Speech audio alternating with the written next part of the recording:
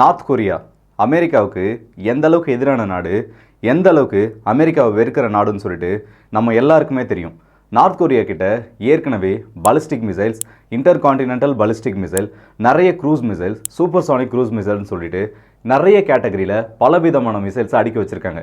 இந்த நிலைமையில தான் புதுசாக நார்த் கொரியா இப்போ ஒரு அறிவிப்பு கொடுத்துருக்காங்க. எங்ககிட்ட ஹைப்பர்சானிக் மிசைல்ஸ் கூடிய சீக்கிரத்தில் வந்துடும், அதுக்கான கிளைட் வெஹிக்கிளை நாங்கள் டெஸ்ட் பண்ணிட்டோம்னு சொல்லிட்டு. என்னடான்னு கேட்குறீங்களா? இதை கேட்டதும் நமக்கே இவ்வளோ ஷாக் ஆகிறப்போ அமெரிக்காவுக்கு இது ஒரு மிகப்பெரிய அடியாக கூட விழலாம். ஏன்னா என்னைக்கு வேணால் அமெரிக்காவுக்கு எதிராக நார்த் கொரியா திரும்பலான்ற சூழ்நிலை இருக்கப்போ சவுத் கொரியாலாம் இந்த அறிவிப்பு கேட்டதுக்கப்புறம் ரொம்ப பயந்தே போயிருக்காங்கன்னு சொல்லலாம். உண்மையிலேயே நார்த் கொரியா கிட்ட ஹைப்பர்சானிக் மிசைல்ஸ் இருக்கா? ரஷ்யா ஒருவேளை இந்த ஹைப்பர்சானிக் மிசைல்ஸை உருவாக்குறதுக்கு இந்த நார்த் கொரியாவுக்கு ஏதாச்சும் உதவிகளை பண்ணியிருப்பாங்களான்னு சொல்லிட்டு இந்த வீடியோவில் டீட்டெயிலாக பார்த்துலாம். ஸோ வாங்க டேரெக்டாக வீடியோக்குள்ளே போயிடலாம். நான் உங்கள் ஆர்கே, இது தமிழ் பொக்கிஷம் வழங்கும் டிபி ட்ரெண்டிங்ஸ்.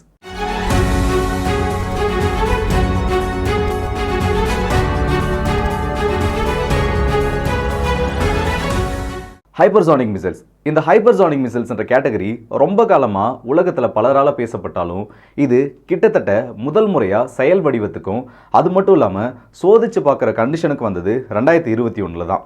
முதல் முறையாக சைனா அவங்களோட ஹைப்பர்சானிக் கிளைட் வெஹிக்கிளை இந்த உலகத்தை சுற்றி வர வைக்கிறாங்க. கிட்டத்தட்ட அவங்களோட ஃபஸ்ட்டு ஹைப்பர்சானிக் மிசைல், ஏன் உலகத்தோட முதல் ஹைப்பர்சானிக் மிசைல்னு சொல்லிட்டு அதை சைனா ரொம்பவே பெருமையாக கொண்டாடுறாங்க.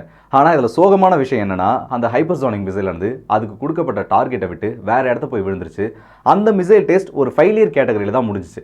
ஆனால் சைனா அதை ஒத்துக்கவே இல்லை. எங்களோட மிசைல் சக்ஸஸ் ஆகிடுச்சு, எங்ககிட்ட தான் உலகத்தோட முதல் ஹைப்பர்சானிக் மிசைல் இருக்குன்னு சொல்லிட்டு அவங்களோட பெருமையை உலகம் பூரா பரவ ஆரம்பிச்சிட்டாங்க. ஆனால் அந்த இடத்துல தான் ரஷ்யா திடீர்னு உள்ள வராங்க. ரஷ்யா ஒரு ஒர்க்கிங் ப்ரோட்டோடைப் மட்டும் இல்லாமல் ஒரு உண்மையான மிசைலே கண்டுபிடிச்சு இந்த உலகத்துக்கு அறிமுகப்படுத்துறாங்க. அதுதான் ஜிர்கான் ஹைப்பர்சானிக் மிசைல்ஸ்.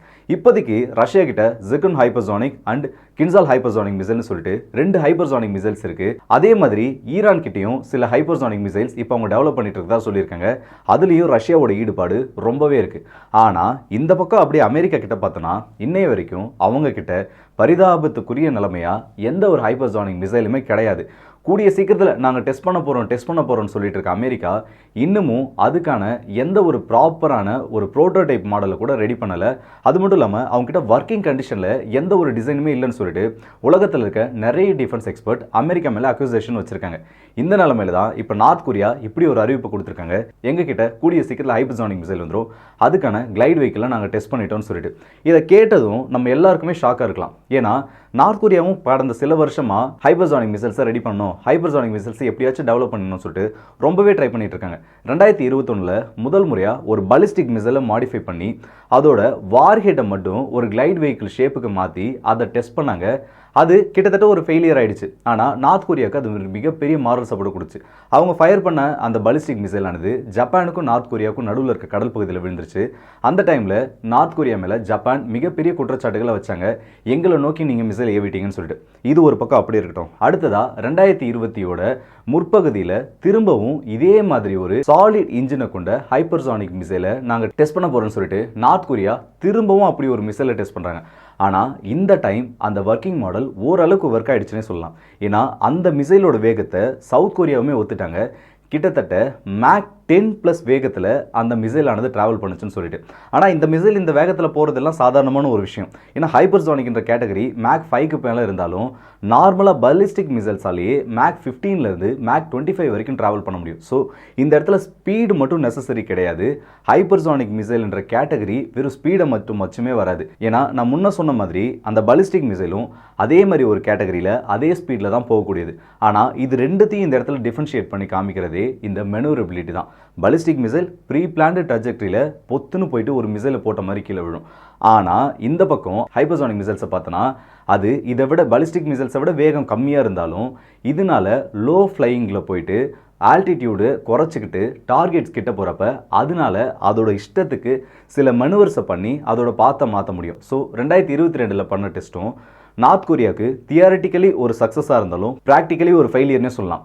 இப்போ தான் அதுக்கப்புறமா கடந்த 2023 நார்த் கொரியாவோட அதிபர் கிம் ஜாங் உன் ரஷ்யாவுக்கு போகிறாரு. ரஷ்யாவுக்கு போயிட்டு நிறைய சேட்டிலைட் லான்ச் ஃபெசிலிட்டிஸையும் அவங்களோட ஹைப்பர்சானிக் மிசைல்ஸ் ரெடி பண்ணுற ஃபெசிலிட்டிஸையும் சுற்றி பார்க்குறாரு. சுற்றி பார்த்துட்டு திரும்ப அவர் நார்த் கொரியாவுக்கு வந்தார். வந்த சில மாதங்கள்லேயே நார்த் கொரியா அவங்களோட முதல் ஸ்பைஸ் சேட்டிலைட்டை விண்ணில் செலுத்த போகிறோன்னு அறிவிக்கிறாங்க. உலகம் மொத்தத்துக்கும் தூக்கி வாரி போட்டுச்சு. நிறைய பேர் அப்போவே வார்ன் பண்ணாங்க, நார்த் கொரியா ரஷ்யா உக்ரைன் போரில் வெப்பன்ஸை கொடுக்கறதுக்காக தான் ரஷ்யாவுக்கு போயிருக்கு. அந்த டைமில் அதுக்கு பதிலாக ரஷ்யா முக்கியமான சில டெக்னாலஜி டிரான்ஸ்ஃபர்ஸையும் முக்கியமான சில சேட்டிலைட் அண்ட் மிசைல் டெக்னாலஜிஸையும் நார்த் கொரியாவுக்கு கொடுத்து உதவி பண்ணுவாங்கன்னு சொல்லிட்டு நிறைய ஸ்பெகுலேஷன்ஸ், நிறைய டிஃபென்ஸ் எக்ஸ்பர்ட்ஸ் அவங்களோட வாதங்களை முன்வைக்க ஆரம்பித்தாங்க. அதுக்கு ஏற்ற மாதிரி முதல் விஷயம், ரஷ்யா கிட்ட இருந்து கண்டிப்பாக சேட்டிலைட் டெக்னாலஜி நார்த் கொரியாவுக்கு வந்திருக்கும். இல்லைனா குறைஞ்ச டைமில் இவங்களால ஸ்பைஸ் சேட்டிலைட்டை விண்ணில் ஏவுறதுங்கிறதுலாம் கிட்டத்தட்ட நியர்லி இம்பாசிபிளான விஷயம். ஆனால் அதையுமே நார்த் கொரியா பண்ணி காமிச்சாங்க. இப்போ அதுக்கு மேலே இன்னொரு அதிர்ச்சி கொடுக்குற மாதிரி அவங்களோட ஹைப்பர்சானிக் கிளைட் வெஹிக்கிளை ஜனவரி 14 டெஸ்ட் பண்ணியிருக்காங்க. இதுக்கு நார்த் கொரியா யூஸ் பண்ணியிருக்க ராக்கெட் ஒரு சாலிட் ஃபியூல்டு ராக்கெட் மோட்டார்னு சொல்கிறாங்க. இதோட ஸ்பெஷாலிட்டி என்னன்னா, இந்த சாலிட் ஃபியூல்டு ராக்கெட் மோட்டார்ஸால் இந்த கிளைட் வெஹிக்கிளை ரொம்பவே கம்மியான நேரத்தில் அதிகப்படியான வேகத்துக்கு கொண்டு போயிட்டு ஆர்பிட்ல விட முடியும். இதில் ஃப்ராக்ஷனல் ஆர்பிட் பாம்பர்மெண்ட் சிஸ்டம்னு சொல்லுவாங்க, FOBSன்னு சொல்லிட்டு. இந்த ராக்கெட் இன்ஜின்ஸில் இந்த இடத்துல சாலிட் ஃபியூல் இன்ஜின்ஸை யூஸ் பண்ணுறதுக்கான முக்கியமான காரணம், இந்த சாலிட் ராக்கெட்ஸ்ன்றது ரொம்பவே கம்மியான நேரத்தில் அதிக ஸ்பீடை அட்டைன் பண்ண வைக்கக்கூடியது. ஏன், நம்மளோட ராம்ஜெட் எல்லாம் கூட நம்ம இதே மாதிரி தான் அந்த ராம்ஜெட் ஆக்டிவேட் பண்ணுறதுக்கு முன்னாடி சாலிட் ஃபியூல்ஸை, சாலிட் பூஸ்டர்ஸை யூஸ் பண்ணி ஒரு குறிப்பிட்ட வேகத்துக்கு அந்த மிசைலை கொண்டு போக வச்சுட்டு, அதாவது சத்தத்தோட வேகத்தை விட 1 மடங்கு இல்லை அதை விட கொஞ்சம் அதிகமான வேகத்துக்கு கொண்டு போக வச்சுட்டு அதுக்கப்புறமா அந்த ராம்ஜெட் ஆக்டிவேட் பண்ணுவோம். அப்படி ஆக்டிவேட் பண்ணுறப்போ அந்த மிசைலானது ரொம்பவே வேகமாக, அதாவது மேக் 2+ ஸ்பீடை கூட அதனால் அட்டைன் பண்ண முடியும். இதே மெக்கானிசம் தான் நம்மளோட பிரம்மோஸ் மிசைல் இருக்கு. அதை அப்படியே கொண்டு வந்து இந்த இடத்துல வச்சிருக்காங்க. கிட்டத்தட்ட இந்த சாலிட் பூஸ்டர்ஸை யூஸ் பண்ணி இந்த ராக்கெட்ஸையும் இந்த ஹைப்பர்சானிக் கிளைட் வெஹிக்கிளையும் எர்த்தோட அட்மாஸ்பியருக்கு கொண்டு போயிட்டு அதுக்கப்புறமா அந்த கிளைட் வெஹிக்கிளை தனியாக இதை விட்டு பிரித்து இதோட டார்கெட்டை நோக்கி போகிற மாதிரி ரீப்ரோகிராமிங் பண்ணியிருக்காங்க. இதை நார்த் கொரியன்ஸ் இப்போ சக்ஸஸ்ஃபுல்லாக டெஸ்ட் பண்ணி பார்த்துருக்கிறதாவும் அவங்களோட மீடியா ஏஜென்சியில் பப்ளிகேஷன்ஸை கொடுத்துருக்காங்க. எங்ககிட்ட கூடிய சீக்கிரத்தில் ஹைப்பர்சானிக் மிசைல்ஸ் வரப்போகுதுன்னு சொல்லிட்டு. இது யாருக்கு நல்ல விஷயமோ இல்லையோ, ரஷ்யாவுக்கு ரொம்பவே ஒரு சாதகமான விஷயமாகவும் அமெரிக்காவுக்கு ரொம்பவே ஒரு பாதகமான விஷயமாகவும் பார்க்கப்படுது. ஏன்னா இப்போ அமெரிக்காவுக்கு எதிராக இருக்க முக்கியமான நாடுகள் எல்லாத்துக்கிட்டையுமே ஹைப்பர்சானிக் மிசைல்ஸ் இருக்குது. சைனா கிட்டே இருக்குது, ஈரான் டெவலப் பண்ணிட்டு தான் சொல்கிறாங்க. இப்போ நார்த் கொரியாவும் அந்த லிஸ்ட்டில் சேர போகிறாங்க. அடுத்ததாக ரஷ்யா, சொல்லவே வேணாம். ரஷ்யாவோட ஹைப்பர்சானிக் மிசைல்ஸ்லாம் இந்த உக்ரைன் பேட்டிலேயே நிறைய டைம் அவங்கள ப்ரூவ் பண்ணி காமிச்சிருச்சு எந்த அளவுக்கு அந்த மிசைல்ஸ் ஆனது கேப்பபிள்னு சொல்லிட்டு.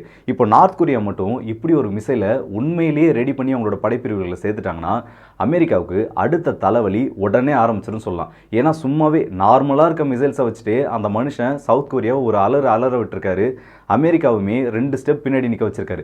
இதில் இந்த ஹைப்பர்சானிக் மிசைல் மட்டும் அவர்கிட்ட இருந்துருச்சுன்னு வச்சுங்க, சொல்லவே வேணாம், அமெரிக்காவை வச்சு செஞ்சிருவாரு. சரி, இந்த மிசைலால் அமெரிக்காவுக்கு மிகப்பெரிய த்ரெட்ஸ் வந்துருமான்னு கேட்டிங்கன்னா, இப்போதைக்கு நார்த் கொரியா இதை ஒரு இன்டர்மீடியேட் ரேஞ்ச் இருக்க ஒரு ஹைப்பர்சானிக் மிசைலில் தான் ரெடி பண்ணியிருக்காங்க. கிட்டத்தட்ட ஒரு 1000 கிலோமீட்டருக்குள்ள, ஒரு 500லேருந்து 800 கிலோமீட்டருக்குள்ள தான் இதோட ரேஞ்ச் இருக்குன்னு சொல்லிட்டு அந்த ரிப்போர்ட்டில் சொல்லியிருக்காங்க.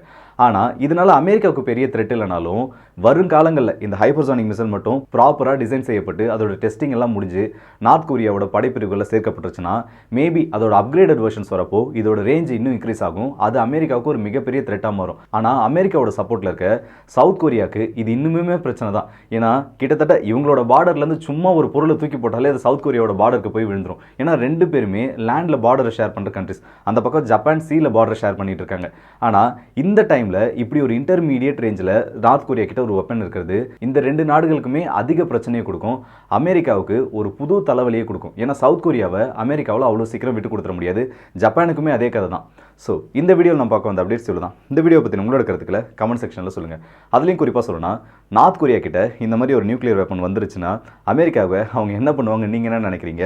உண்மையிலேயே நார்த் கொரியாவுக்கு இந்த வெப்பன்ஸை உருவாக்குறதுக்கு ரஷ்யா உதவி பண்ணியிருப்பாங்க, நீங்கள் என்ன நினைக்கிறீங்கன்றதையும் கமெண்ட் செக்ஷனில் சொல்லுங்கள். நல்லதை பகிர்ந்து நல்ல சமுதாயத்தை உருவாக்கும். ஸோ அடுத்த வீடியோவில் சந்திப்போம். அதுவரை உங்களிடம் இந்த விடைபெறுவது உங்கள் ஆர்கே.